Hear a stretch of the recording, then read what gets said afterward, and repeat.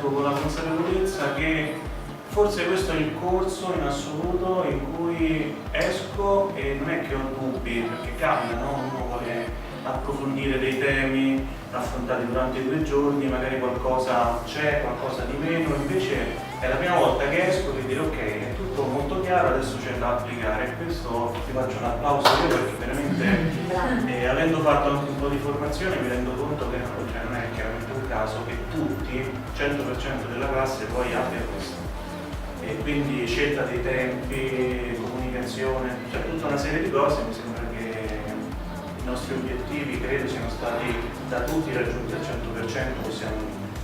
Seconda cosa, colgo l'opportunità, non l'ho fatto personalmente, lo faccio adesso a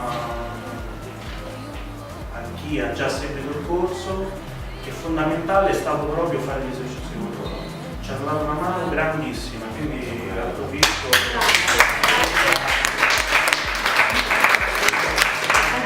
La cosa più bella che ho oggi, un po' mi ha fatto male all'inizio, però diciamo che è una cosa positiva. Pensate, io l'esercizio di ricordare le cose a memoria l'ho sentito perché più di 20 anni fa ero al liceo e hanno fatto una promozione di corsi e esattamente hanno fatto quel giochino là di ricordare, insomma, le 20 parole. Forse avevo 18 anni.